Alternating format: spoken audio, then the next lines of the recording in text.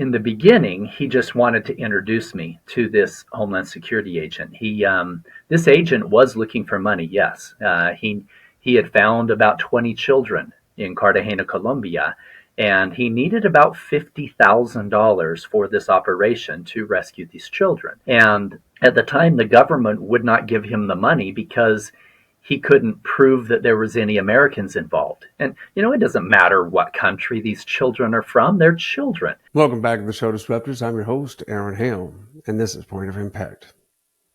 He who has a powerful, positive impact on the most lives wins. That's a quote by our guest today. The interview you're about to hear is with a real-life superhero, and I'm not spouting hyperbole. The images that come to mind are Bruce Wayne without the caped alter ego, or Tony Stark without his robot suit. Paul Hutchinson is an extremely successful entrepreneur, real estate investor, and he's also a very generous philanthropist who gives away each year more money than most people's entire net worth. So why didn't he just say, I've done more than most, and stop there and enjoy leaving the corporate world in 2017 and picking up the sticks and hitting the links? Instead, he started a nonprofit called Liberating Children and went on 70 missions in 15 countries to rescue over 5,000 children from human trafficking. You may know Paul better as the executive producer and the primary investor on last year's box office hit, The Sound of Freedom. So he is here today, and he's going to talk more about the missions he was on, his superpower. A CIA recruiter described as a personality type called the chameleon, and whether he was born with this personality skill or he sharpened it in the boardroom or across the negotiation table. Paul is very gifted at persuading others and playing the role he was born to fill. And I know at least 5,000 children that are very grateful that he came to rescue them. We talk about a little bit about the movie, his upcoming book, The Sound of Freedom, a behind-the-scenes look at parts of the story that the movie couldn't show you, and what he's up to next. He started another organization called Liberating Humanity, where he's going after the source, the demand for the human trafficking. So we talk all about that and a whole bunch more. So without further ado, my chat with Paul Hutchinson. Paul, welcome to Point of Impact. I'm really excited about having you on. Thank you for accepting the invite. Can't wait to get into it. Thank you, Aaron. So excited to spend time with you and your audience today. Well, Paul, you have led just an incredible life to date, from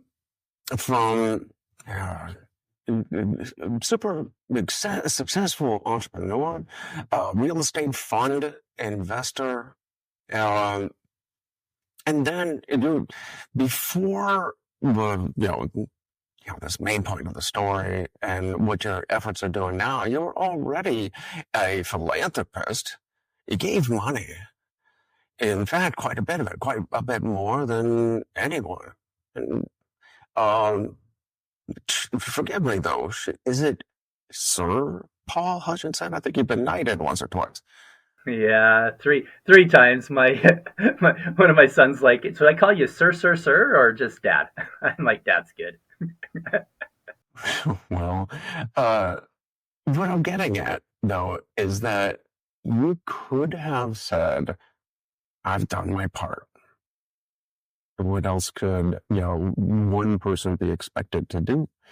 But you've gone well beyond that.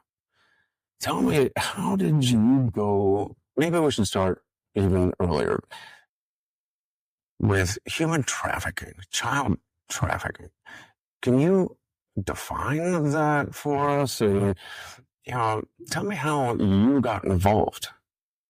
Absolutely. Well, I'll back up a little bit more even before that and talk about getting involved in charity work and how that ended up in fighting against child trafficking. In my early 20s, I had a mentor who said to me, said, Paul, the average person only donates about 2% or less of their annual income to charity, to making a difference in the world. And he said very few people donate 5, 10, 20%. He said, you can call it karma, you can call it the universal law of exchange, you can call it God, blessings from God, you can call it whatever you want to. There's a higher power very interested in us doing good.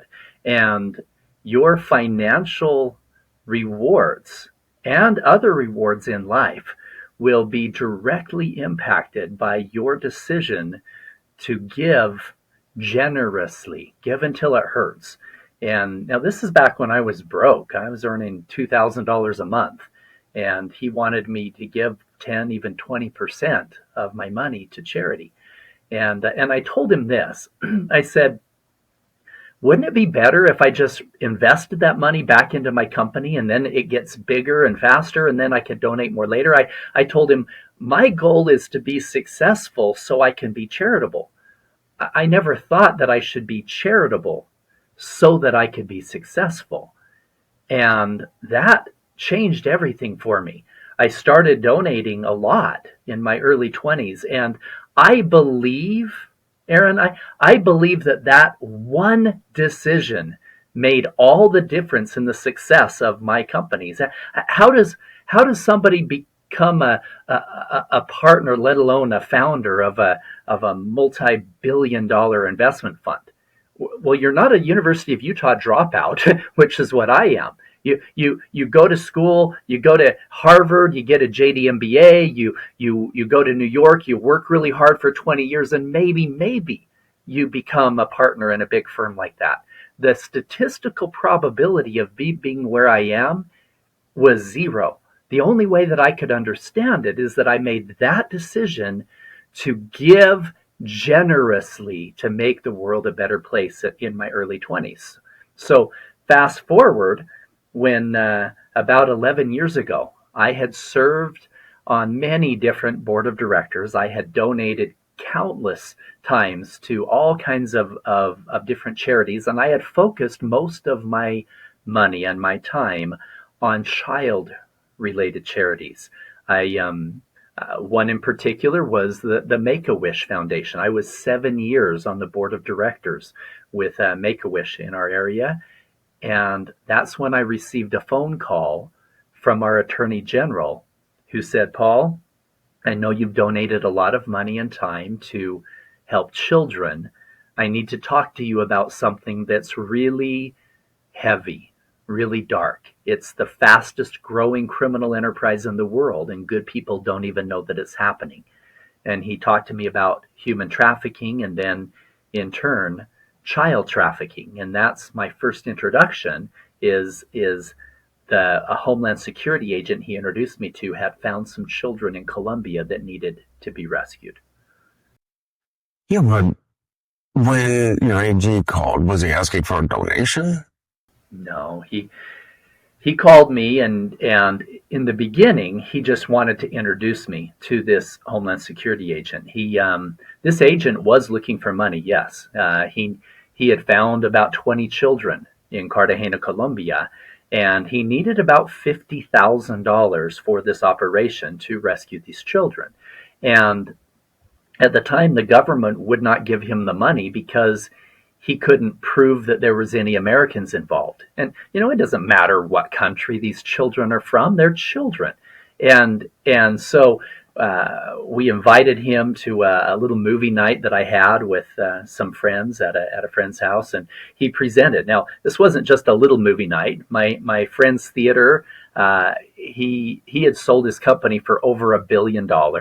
It was a beautiful theater, and we had a guys' movie night, and I had invited a bunch of my investors. These were big potential check writers, and that's why we wanted to bring this Homeland Security guy there so that he could share what it was he was doing. And when I heard about child trafficking the first time, it made my stomach turn. I could not believe that something like this even existed. And for me at the time, $10,000 with Make-A-Wish, I could send a little girl to Disneyland with her family, which was important. She's struggling with cancer, but at this point, $50,000 to pull 20 children out of hell and get them back to their families, there just wasn't a comparison. And so, I helped to make that happen. And a few weeks later, this agent called me. He said, "Paul, I'm in Cartagena, Colombia.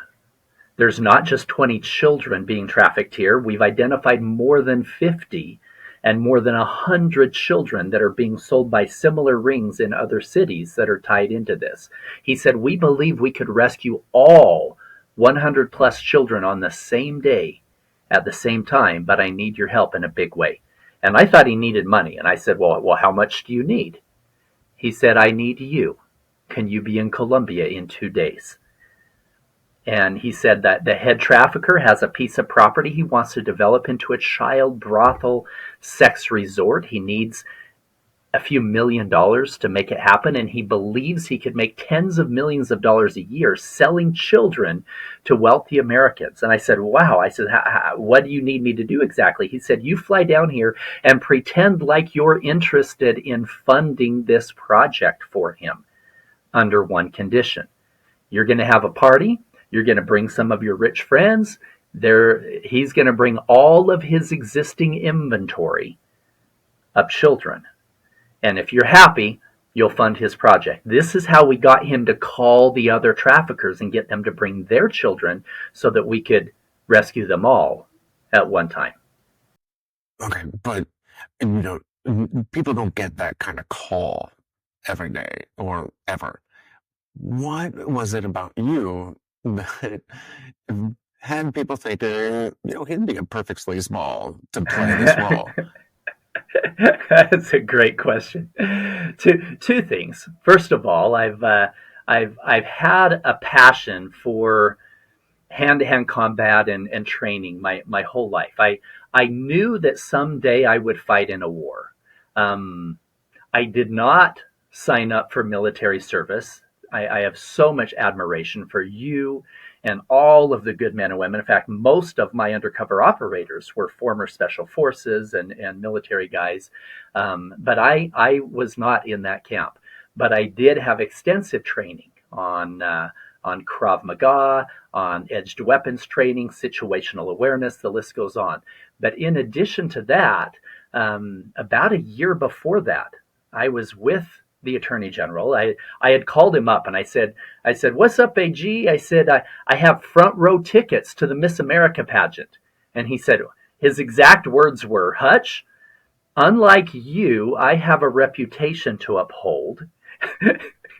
He said, I can't be seen front row at Miss America. And I said, no, it's not like that. It's a really cool charity.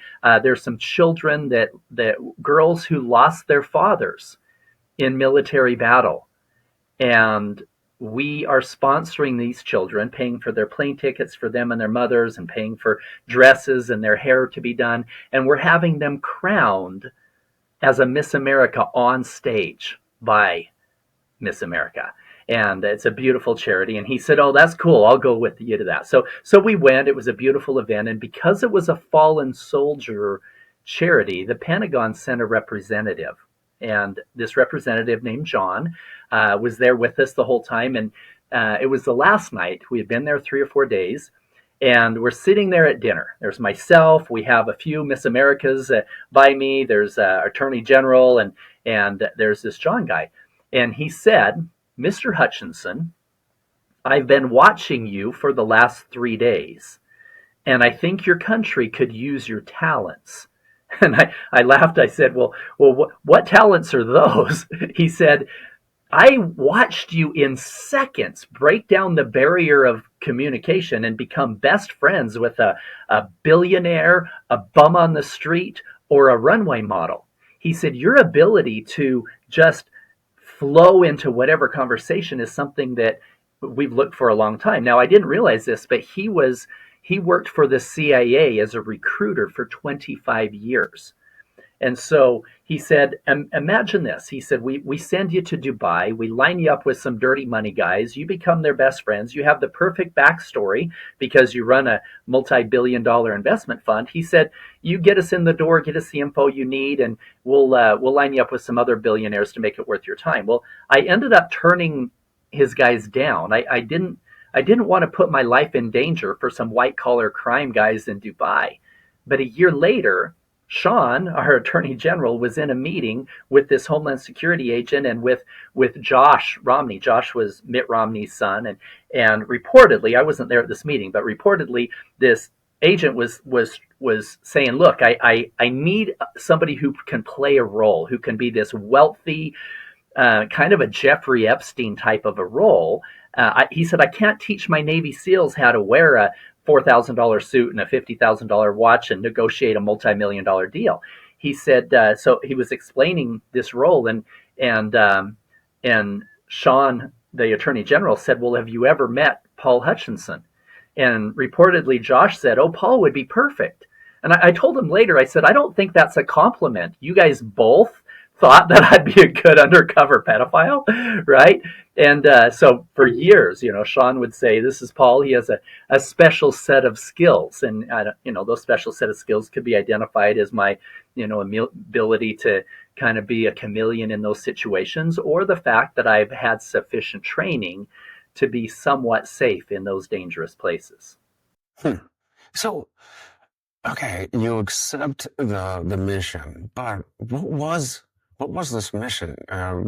When you put the boots on the ground, did you have support? Was it local? Was it all U.S. support? And what were you supposed to do? Well, the interesting thing about the support, many times in the past, a lot of our former operators, former FBI, CIA guys, when they would, in their government positions, would go into these countries and try to help with trafficking, a lot of times they would kind of butt heads. These other countries, like, this is ours, stay out of our way type thing. But as a private foundation, we would be able to come in and say, listen, we will pay for everything. We will do the work. We will give you the credit. Your people will think you're heroes. So we're working under the Colombian government or the Mexican government or the Haitian government, etc. And the local cops, half the time those guys are dirty. So we would only work with U.S. vetted allies that were in the high levels of those governments. And in doing so, we were able to get in and identify these traffickers and then give those guys a credit. We tell them, listen, the only thing we ask for is that the bad guys stay in jail for good. They don't get around your system. Number two, we have full access to the children, getting them rehabilitated and back to their families. And so in this case, when we were in Colombia, we were working with CTI. We were working with the Colombian Federal Police. Now, we did have the oversight of the U.S. Homeland Security guys, because some of our team members were former HSI, but they weren't actively involved.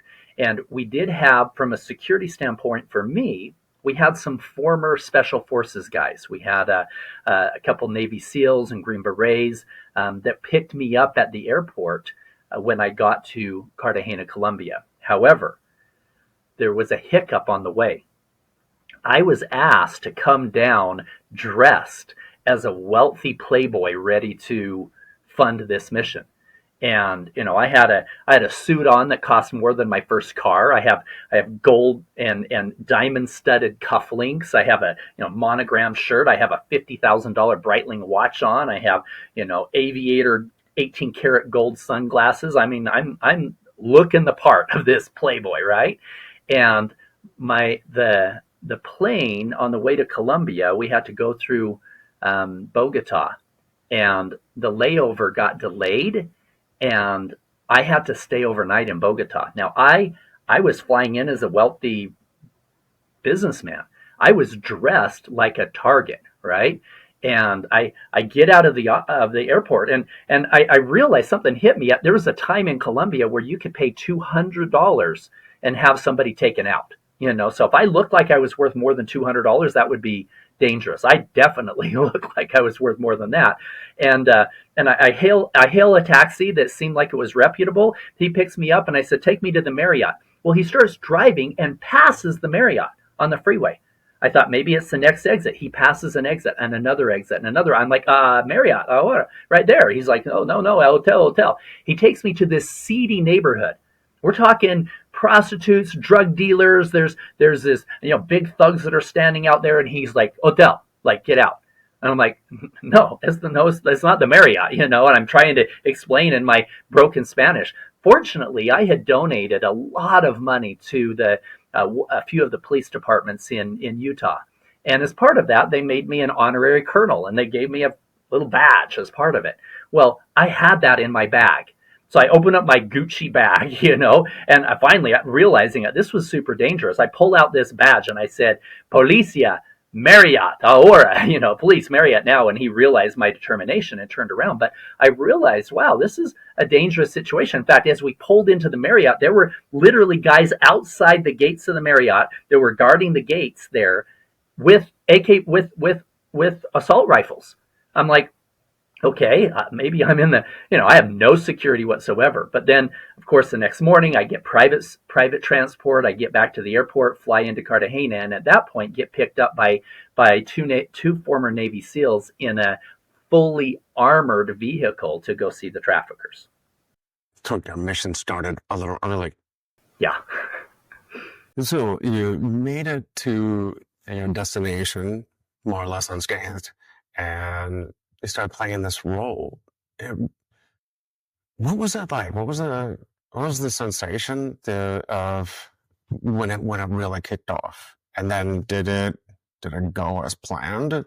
How did the operation work? Well, we drove in. These guys were already there. A couple of the other undercover operators were there with the traffickers at this restaurant. And we pull in, and I walk up, and I'm thinking in my head, okay, traffickers, what does a trafficker look like? I imagined, 3 earrings in their nose and a bunch of tattoos on their faces that going down their necks and whatnot. And I walked in, and the first trafficker I met was a businessman in a polo shirt. And I thought, he's clean shaven, well spoken. The second one I met was a beautiful young woman. She had run for Miss Cartagena. She was a beauty queen, and she was running a fake modeling agency and luring these children into the vile sex trade. And at first I thought, these don't look like traffickers. But as we sat down, the conversation got really dark very quickly as they started talking about this sex hotel that they wanted to create and how much money they could make selling these children. And I was expressing interest in this, saying, listen, I'll fund it under one condition. We're going to have a party. You bring all of the children you have. And we were told by our informants that they had over 50 children. So I told them, look, I'm bringing my buddies down. You guys provide 50 plus children, and then and if we're happy, then I'll fund your project. Well, one of the traffickers was so excited that I was willing to look at the project that he leans forward and he goes, Pablo, I have a gift for you. I said, really, what's your gift? He hands me his phone, and there's a picture of an 11-year-old girl on his phone. He said, this is Princess. She's still a virgin. She's 11 years old.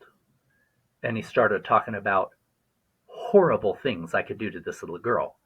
And he said something. He said, like, we just took delivery of some or something like that. And it made me realize, wow, if we could get these children out before they were ever harmed in the first place, that would be a miracle. And something he said made me think he had more. I said, Fuego, I said, do you have more virgins? He goes, oh, yeah, we got 3 or 4 more. I said, you have to bring those to the party. You're going to bring those, right? He goes, oh no. He said, those guys are too expensive. I'm too expensive. I'm already paying $25,000 for this party to this guy.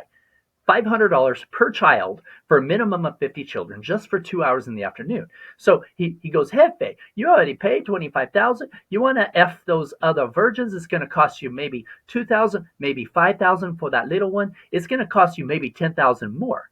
Now, at this point, Aaron, I am legitimately pissed. Legitimately. I mean, no acting involved here. I was mad as hell. And he's talking about these children like they're commodities. I've got a $50,000 watch on. I've got a nice suit. I put my hands on my chest and I said, "You don't think I can afford an extra $10,000?" He said, "Oh no, Jefe, no." I said, "I want every one of those children at the party, especially those virgins." I said, and they damn well better be virgins when they get there. They're not for you. They're for me and my guys. You understand? He goes, oh, yeah, Jefe, I understand. This stupid smile on his face. 2 weeks later, actually 3 weeks later, we were there. Our guys had met with the U.S. Embassy. The Colombian federal agents had provided 40 agents for us. And these agents played different roles. 4 of them were our maids, and some of them were our waiters and our cooks. They're not very good cooks, but they were armed, right? And 25 of them were there to storm the party at the right time as we sat down with these traffickers. Were there any moments where you thought this might not go as planned? These never go as planned, Aaron. I've led or played a key part in 70 undercover rescue missions over the last 10 years. Not one of them went as planned, not one of them. And some of them got very, very dangerous. In fact, I talk about a few of them in my book, The Sound of Freedom. You can go to soundoffreedombook.com and pre-order that. But we go into detail about some of the really dangerous ones that are there. And on this one in particular, this was not shown in the movie, but we had they brought 54 children to this island. And we put them in a separate place so that they're not seeing the money changing hands and the police coming in with the guns. And then we sit down with the traffickers around this table. We have undercover cameras that are collecting all of this evidence on what these guys say. And we had to get them to tell us exactly why the children were there, what they're willing to do, how much they're willing to, what we have to pay, so that we have it all on record, so they can never turn later and say, oh, I didn't know. I thought it was a pool party or whatever. And so and then at the right moment, as soon as we have all the evidence, we were to give the signal for the sting.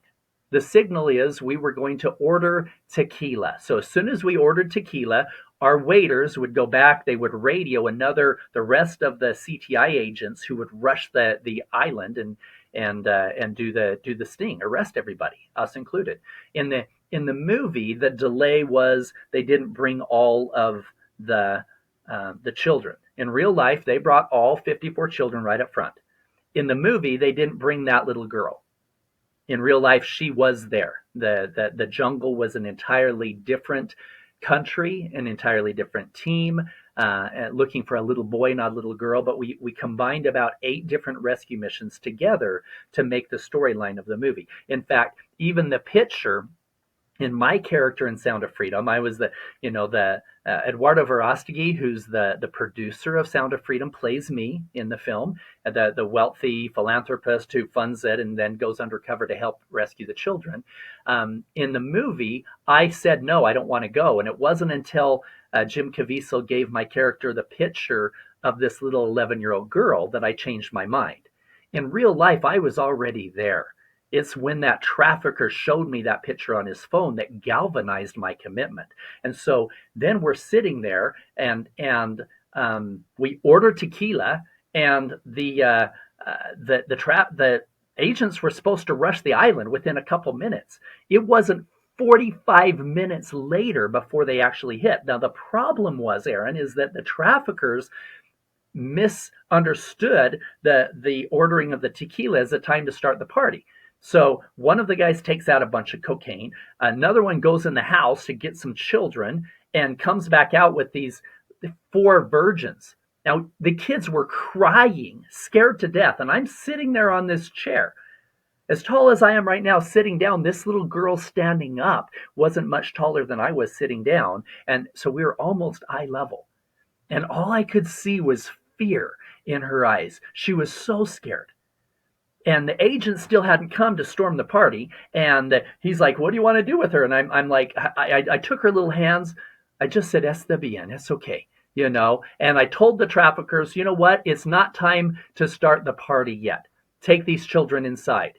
Instead, you guys have proven to us that you could provide what you said you could provide. 54 children are in there. I committed to you that I would fund your project if you did. You bring those kids out, or we start doing the cocaine, I'm going to be super happy, but I'm going to be effed up for the next 2 days.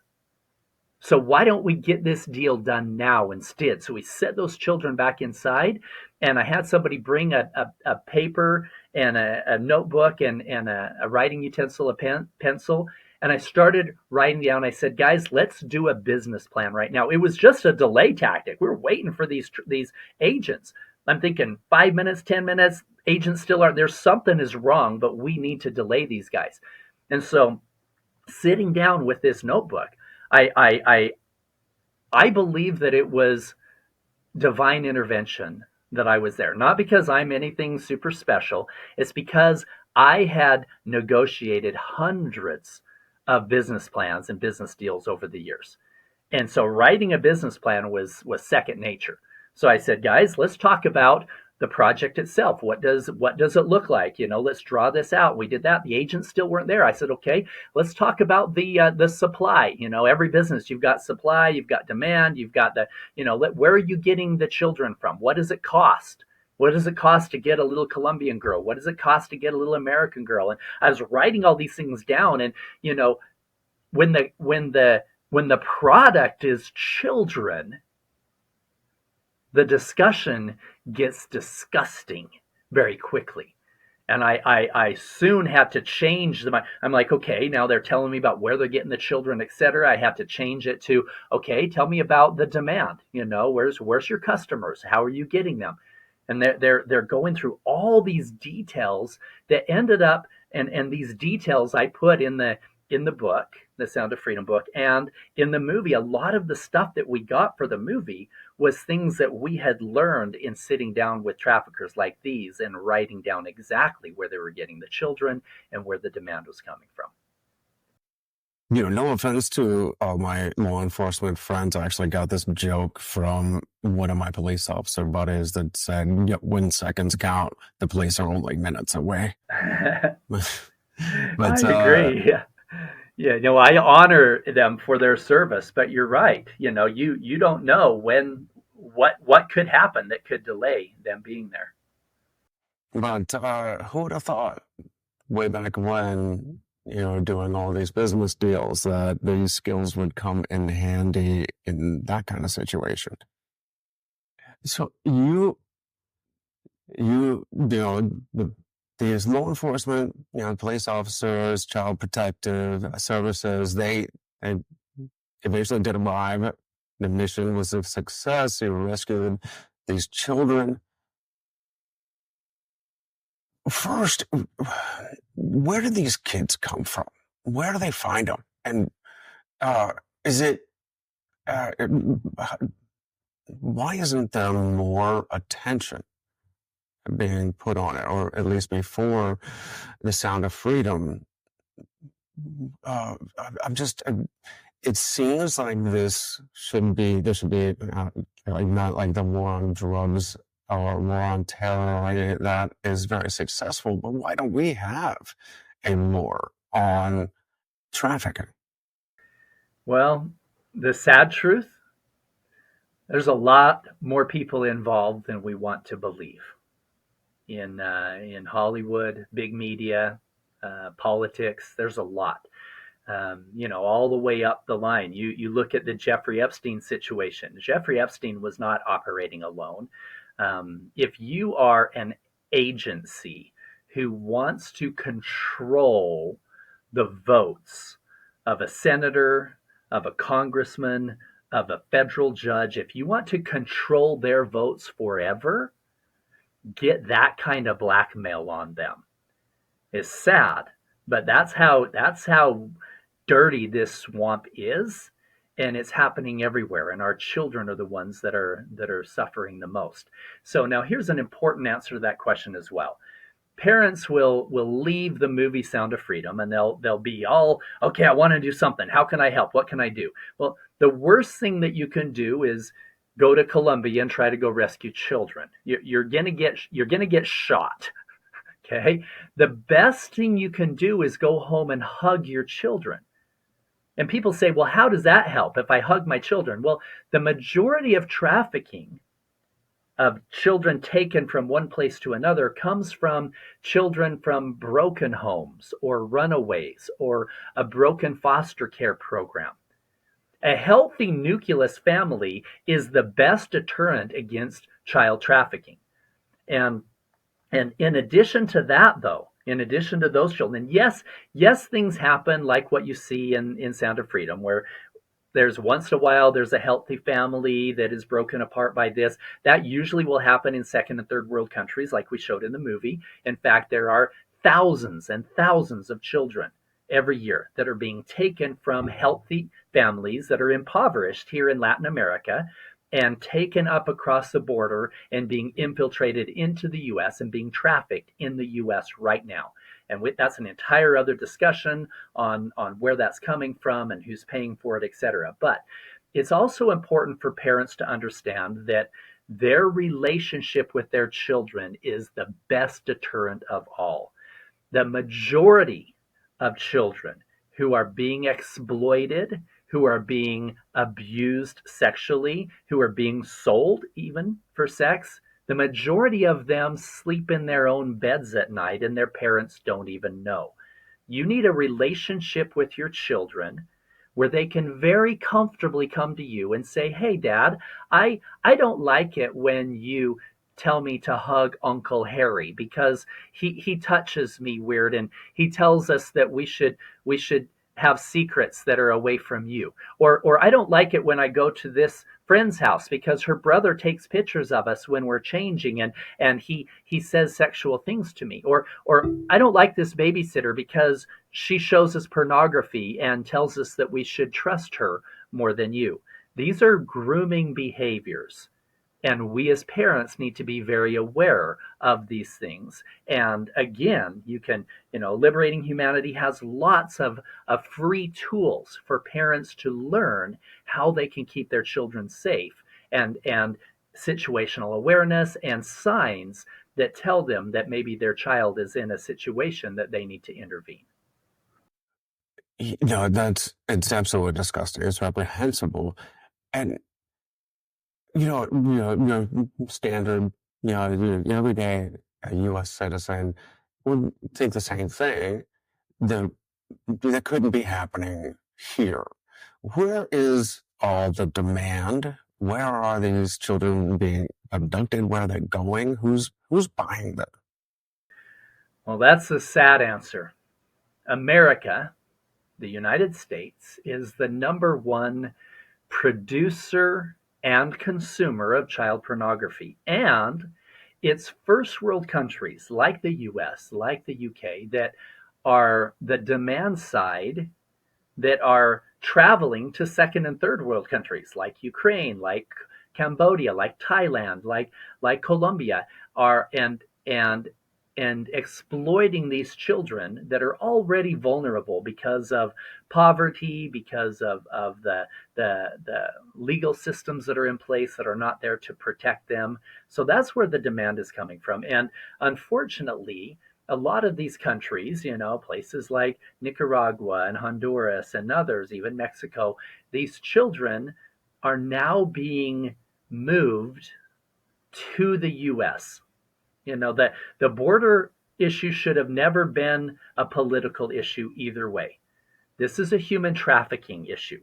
There's over almost 400,000 children that have undocumented, unaccompanied children that have come across the US border in the last 4 years. In fact, the State Department has admitted that they have lost 85,000 of them, lost, gone, right? No records of where they went, etc. And here's what's happening. Just like in the movie Sound of Freedom, where the little boy, the trafficker told him, listen, you don't want something bad to happen to your sister, do you? Well, you're going to do exactly what I say and nothing will happen. Well, these children are being controlled through through fear. I know where your mother lives. I know where your sister goes to school. So the best thing that you can do to keep them safe is do what we say. And these kids are raped, they are put on drugs, and then they are brought up to the U.S. border where they are given a phone number and an address, and not enough of them are being vetted to make sure that they're healthy families that these children are going to. We need to do more to protect the children, not only the ones that are already Americans, but the ones that are coming across, to ensure that they are not being taken into trafficking rings here in the US, because this is where the problem is. I definitely want to talk more about the solution and, Sound of Freedom 1 year later. First, I want to, after the first mission, and it was a success, you got back home. What was it that called you back to that second mission and then the next 68 missions? Wasn't there some pushback? I mean, you have a quote unquote real life, you're a businessman, family, friends. This is a huge decision. It was a huge life change. What was it? Well, I'll take you back right when I got the phone call from the Homeland Security agent that Jim Caviezel plays. I was there with one of my business partners, and I immediately agreed to go on this first mission. And he had called John after that. John was the co-founder of the funds with me, and John called me. It was about an hour after I had made that commitment, and he said, Paul, he said, I heard about what you're thinking of doing. He said, have you thought this through? He said, this is very dangerous. He said, you're set. You have an incredibly successful company, a beautiful life. He said, you could work a few more years, continue building it, sell out, buy an island, and be happy the rest of your life. And my answer was this. I said, John, would I really be happy if I bought an island, if I bought another plane, if I bought another helicopter? I said, would that really make me happy? I said, and if I was doing something else dangerous tomorrow, if I was climbing Everest, you and I would have the same conversation. He said, yeah, we probably would. I said, and when I'm 95 years old and I look back on my life, and I'm telling my grandchildren and great-grandchildren about what my life was like, and I say I climbed this mountain, or I built this multi-billion-dollar company, or I played a part in helping to rescue this many children from slavery, which of them matters? And John said, you're right. That's even if you can just rescue one child, that's worth it. So then on the mission itself, after the agents came and stormed the party and arrested everybody, the Child Protective Services people came in with the children, and they were trying to calm the children down because there was a lot of commotion going on with the guns coming in, the agents, and arresting everybody. And they were calming these children down, and they started laughing. They started singing with the children. And that sound of freedom was the most beautiful sound that I ever heard. I started crying, especially compared to the crying that we heard half an hour before coming from the children. And we were being led off the island, and they weren't supposed to tell the children that we were the good guys. But somebody must have said something, because that little girl, that same one that Fuego showed me in the picture on his phone, the same one that was standing there in front of me with the tear stains on her face, she was standing there by the window. Her hand was on the window. She was crying again, but she was smiling and waving. And she said in her broken English, she said, thank you, Americans. And I started crying. And I turned to the agent that was with me and I said, I've spent my whole life in the pursuit of money and making rich people richer. I said, I want to make a difference. I said, I'll write you a check. I was going to buy a Lamborghini. I had a white Aventador convertible that I had on my vision board that I was going to buy that year. I told him, I'm going to write you the check instead. I want to contribute to this. What do you need? And he said to me, he said, Paul, he said, I can't teach my Navy SEALs how to do what you just did. I can't teach them how to negotiate these big deals. These traffickers are looking for Jeffrey Epstein type guys. He said, and I've never seen an ultra successful businessman who's had the training that you've had. He said, if you're willing to be the bait, I'll change your whole life. And that was the beginning of a radical change in the life of Paul Hutchinson. And I began as the wealthy guy that was funding him, and within a year and a half was asked to go deep cover to actually help lead some of the missions in downtown Mexico City, Port-au-Prince, Haiti, Cancun, and others to identify the traffickers and bring them to justice. I just keep thinking, knock it off, kid. You're going to break my cover. That's absolutely incredible. So you did these 70 missions where you were always the jet setting playboy. How did your role change over these multiple missions? The first year I went in as I created a fake profile. It was funny. I told my personal assistant, I said, listen, if I'm going to do this, I need to be safer than what we did on that first mission. That first mission, I actually went in as me, as Paul Hutchinson. The traffickers were shown a picture of me in my Facebook. Now I have pictures with me and Lamborghinis and Ferraris and jets and yachts and all this crap, right? And but that's what convinced them. Well, I realized if I'm going to do this long term, I need an undercover profile. And my personal assistant was named Kitty, and I told her she can type faster than I can think. Absolutely brilliant. And I said, listen, I need you to remove everything online, everything that has to do with the real me. You know, take my picture off of even my board of directors of my own company, everything. Just take everything down. I said, and I need to create a new profile. There's over 1 million Pauls in the world, so I want to still be Paul, so I don't get confused undercover. But I don't want to be Paul Hutchinson, of course. Make me Paul Johnson. And she's sitting there typing, and she stops and she looks up at me and she said, "You have a chance to redefine yourself, and you're going to be Paul Johnson." She said, "How about Paul Stone?"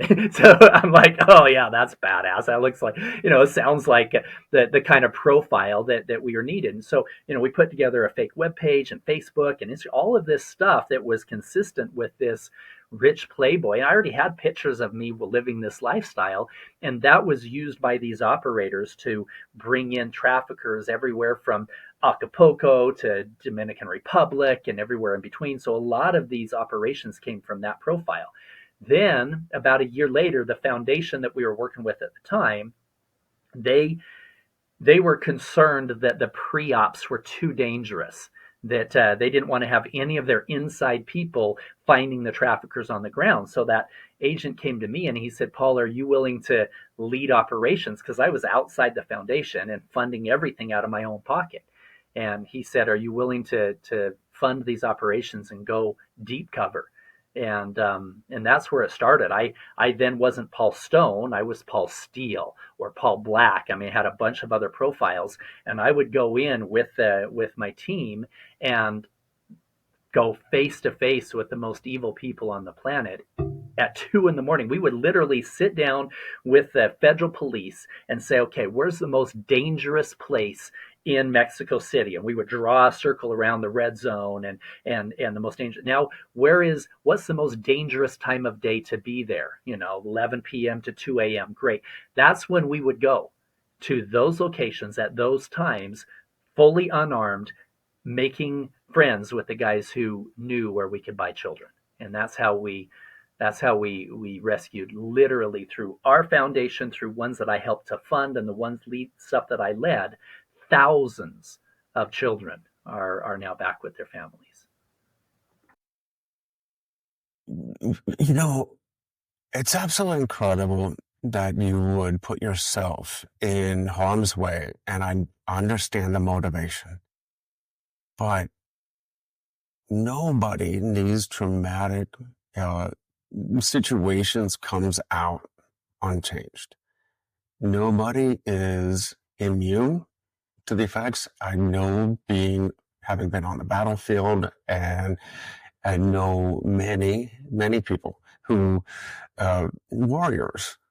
They're good husbands and patriots that come home completely different people. How did you keep your own humanity? That's a really good question. We had a lot of operators who washed out on one mission. These are former Green Berets, Navy SEALs who had seen the darkest part of battle, things similar to what you had endured. They have been there and seen that.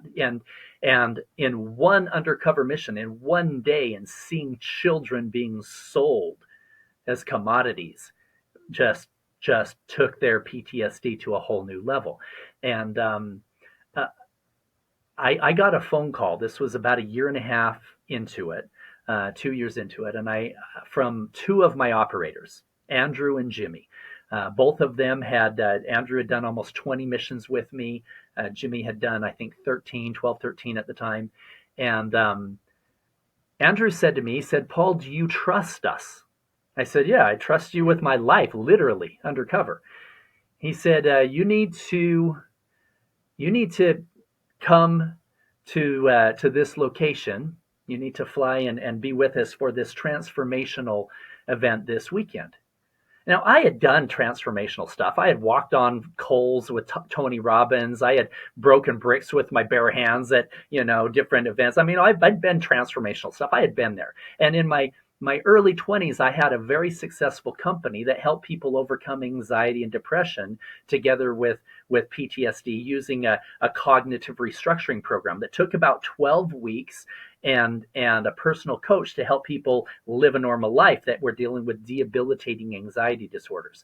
And so they brought me into something. Now, this is somewhat controversial, but this changed our lives. In the they had introduced me to a doctor who had traveled around the world studying different types of holistic therapy solutions for PTSD, addiction, anxiety, and depression. And this doctor had identified some tools. I'm going to call them tools. They're medicines that were demonized in the late 60s by President Nixon. I'm talking about things like psilocybin, different types of psychedelics. We've been taught our entire life that these things are as dangerous as cocaine because they're labeled as a Schedule 1 drug. Psilocybin is safer than table sugar. There's never been a case of addiction. There's no cases of overdose. Yet when used by a trained therapist, a trained facilitator, we're able to get 10 years worth of therapy done in 24 to 48 hours. And so I walked into this first experience completely oblivious to, how much trauma I was really holding, and it was taking a toll. It was taking a toll on my relationships and my personal life, everything. It was taking a toll. And that guided meditation, plant medicine experience changed everything for me, and helped my operators shed all that dirt. And so we actually started bringing in vets who were labeled with PTSD, who had serious problems on the battlefield, seen some shit, things, people who had endured things like you that would destroy most people. And we started bringing them in these men's groups, and it was beautiful. I had one of my operators. He was a former Green Beret. He had led over 300 missions as a Green Beret, had seen the atrocities in battle, and had done some undercover work in child rescue with me. And he came to me and he said, "Paul," he said, I love my wife and children, but I don't feel anything. I don't feel like I've blocked those emotions since I was on the battlefield. And it's so difficult for me to really connect emotionally. And his wife had been on anxiety medication for over a decade because of her fear of him being on the battlefield as well. And we brought them into one of these. And I remember about 10 o'clock at night, he gave me a huge hug and he said, Paul, I feel everything. I feel love for my kids. I feel love for my wife. I feel love for myself like I haven't felt since before the service. And so, some people, that's somewhat controversial. Johns Hopkins University has done some studies that people ought to look up. And if you're dealing with anxiety, if you're dealing with depression, if you're dealing with PTSD, if you're dealing with addictions that can't be broken and that you've been working on for a long time, come and see us at liberatinghumanity.com and get some tools to help you heal. Let's talk a little bit more about the after effects of the Sound of Freedom, your efforts around the world. What happens to these children that are rescued? Where do they go? What happens? If the parents reported them abducted, then they get them back. It's easy to find them. If they didn't, sometimes the parents were involved. In Southeast Asia, in Thailand, more than half the children rescued there were sold in some way by their own families. And now you've got a difficult situation. Do you put them back into a family that's selling their own child? What does healing look like there? It requires a lot of intervention with the family themselves and helping them see the travesty of what happens to their children in those situations. The majority of these children, like I say, came from broken homes, runaways, a broken foster care program, and don't have a healthy home to go back to. And that's the primary focus now of our foundation, the Child Liberation Foundation. You can go to liberatechildren.org and get more information on what we are doing to help create safe houses that are long-term solutions for these kids until they can get adopted, until we can put them into healthy homes. Unfortunately, many of the state-sponsored safe houses in countries around the world do not have the best interest of the children in mind. These children get re-abused, or they have to be out within 6 months or a year sometimes, and they're back out on the streets and they don't have anywhere to go. So that's our primary focus now that I'm not doing undercover work. We still fund other rescue missions of other teams, but for me personally, our entire focus is on healing the children, healing adults, healing humanity. So I do know that liberating humans, your mission, you have, what is it, protect, educate, and heal. What when it comes down to like protecting, educating, and healing, what do you do? Where do you, what is the mission there? So on the protect side, we have a lot of my trainers, my Krav Maga trainers, my situational awareness, my edged weapons trainers, all of these guys who have been, many of them, a part of these undercover missions, have donated their time to put together videos and programs. So they've donated their time to create programs for people to learn how to keep their children safe. We have books, we have audio video programs, and even in the book, the Sound of Freedom book.com, you can get lots of information on how you can keep your children safe, where you can go to get the right kind of training. If you as a parent, you can either sit here and worry all the time that your children are going to be vulnerable, or you can give them some tools to keep themselves safe. Situational awareness tools don't take that long to implement that make a big difference with the children. And then, educational programs, we are actively working with different governments in implementing education programs within their schools, in teaching the students what to be aware of, teaching the parents and the teachers what signs they can be watching for, etc. And then on the healing side, we've got the Child Liberation Foundation focusing on healing the children. We've got Liberating Humanity focusing on healing adults, because the only way that we're going to eradicate child trafficking is we've got to elevate global consciousness. We've got to take away the demand. We've got to heal the pain before it is ever passed on.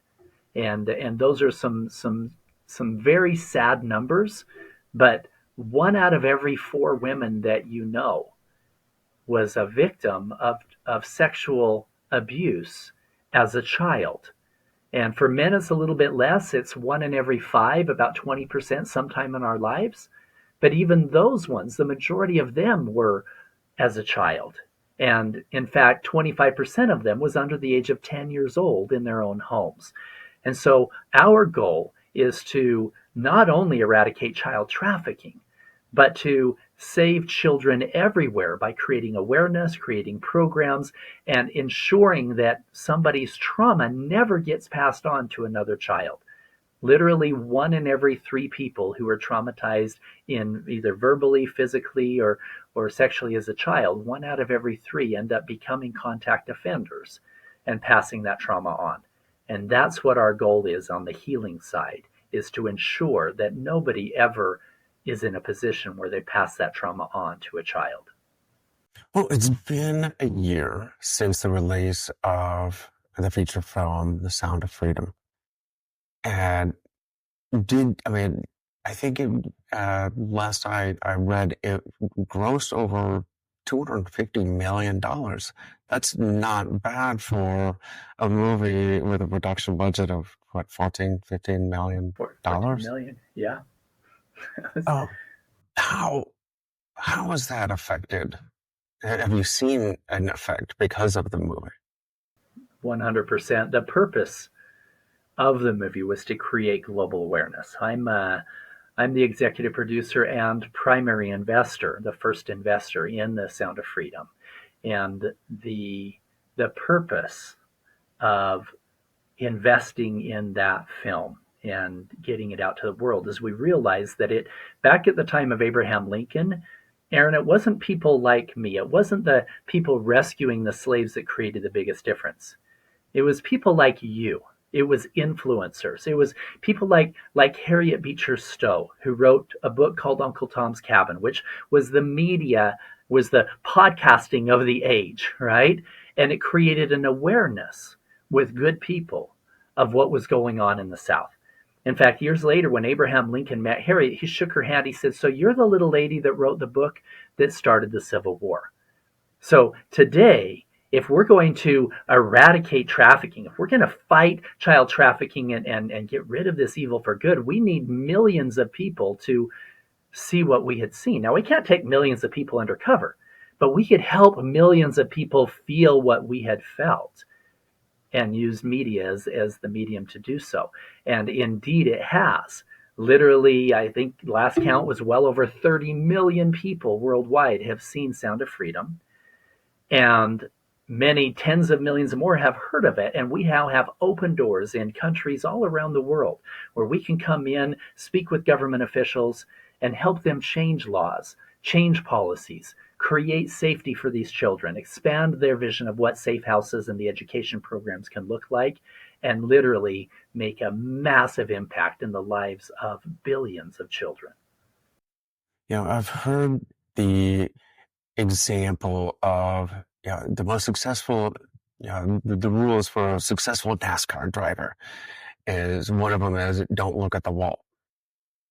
Because whatever you're looking at, you steer towards. And I think you even reiterated a similar philosophy in your own podcast about the thing we draw attention to, even if we're saying, that's bad, just drawing attention to it brings people to it. So, such as child pornography and the trafficking trade. So, how do you focus on healing and the solution without pointing at the negative thing you want to distract or dissuade people from? Well, that's a really good question, and it's a hard one. It's a really hard one because we needed to create awareness so that good people could get behind a cause and could help change laws. At the same time, there could very easily be some guy who had he was already addicted to hardcore pornography, rape videos and bestiality, just horrible stuff already, and hadn't even thought about child stuff. And then, this awareness campaign is creating an awareness for those guys as well. And I think that the answer to it is creating more awareness of the solution, of what we need to do to heal. The reality is, this stuff is pervasive already. Already. The fact that 1 out of every 4 women that you know was a victim of sexual abuse as a child, the fact that you could walk out into your front porch and look left and look right, and there's a good chance that one of those houses is a dangerous place for children, is telling us that this is something that has been hidden for a long time. The average age of somebody who's abused as a child, the average age is 52 years old. That's my age. I've raised my kids. I've got grandkids. And if you're holding on to that trauma for decades and decades, it's going to come out. It's going to come out in anger issues and anxiety and stress and depression and in some cases the passing on of that trauma onto other children. And so it's vitally important that somehow we stop this generational trauma abuse, because that's what's creating the demand for child trafficking. And that's what we can get behind, is focus on the healing side to eradicate it. It's like you don't fix poverty by showing pictures of impoverished communities to the affluent. You actually fix poverty by showing pictures of affluence to those who are struggling and helping them believe that they can create anything that they want. So that's really what it is changing that focus to healing, so that we can help this rising generation never go into the same place that our current one is in. I think when you talk about showing somebody the possibilities, the opportunities out there, that maybe they're allowed to dream, you told a story about how, I don't know if it was one of your missions, but instead of going after the bad guys, it's like you threw a party for these girls right on a street with, and you wanted to show them that there was something outside. There were people that care, and there were things to reach for. Can you tell me about that story? And I think you were talking that that episode about judgment, and we shouldn't judge the person. You hate the sin, not the sinner. Then, recount that for us. Absolutely. No, it's super important that the audience doesn't get me wrong on this. I have put my life in danger to ensure that these perpetrators never hurt innocents again. But we as humanity need to take a step back and ask ourselves how anybody got to this place. Let's talk about the prostitutes. It's super easy to judge them. Oh, she's out there selling everything, whatever. The truth is, the majority of these prostitutes are being trafficked. They are being controlled using drugs, using money, using fear. The majority of them. In fact, even guys who think that pornography is a victimless crime, that they can just, be in the privacy of their own office and nobody's getting hurt. There is evidence that the majority of girls involved in pornography are also in being controlled in some way, where somebody's making money off of them, or drugs are controlling them, etc. So we need to take a step back and really change our view of humanity as a whole, is where, if we're going to fix this. The party that you heard on my other podcast was, we were in Mexico City, and there's an area called it's called the Red Zone, the Zona Rosa, that's in downtown Mexico City. That there are literally hundreds and hundreds of prostitutes that are lined up on this street, and guys will just drive down this street slowly and roll down their windows and pick them up one at a time. And it's a very sad situation. You can see back in the park that's by it, sitting on benches, you can see all of their traffickers back there with their eyes on the girls, just to make sure that they're doing what they're supposed to. And so we brought in about 10 o'clock at night, 11 o'clock at night, we brought in a bunch of tables, a catered dinner, a mariachi band, and encouraged these girls to come over and just have dinner and dance. And we also had little cards there that said, if you're being trafficked, if you need to get out, then we're here to help. Just call this phone number. And what was sad is that many of these girls, we would go over to them and say, hey, come and enjoy the party. And they're like, their eyes would dart over towards the guys that were sitting on the benches. They're traffickers. And you realized, these girls weren't making these decisions on their own. They were 100% being trafficked by these guys. But yeah, helping them see that there's something else. In fact, we have a couple that's coming down this weekend to Latin America to one of our transformational healing retreats. And the guy is a former CIA agent who has trained a bunch of our operators. And the gal, she helps prostitutes get back on their feet, get education, get jobs, and get to a point where they can live a healthy life without having to exploit themselves.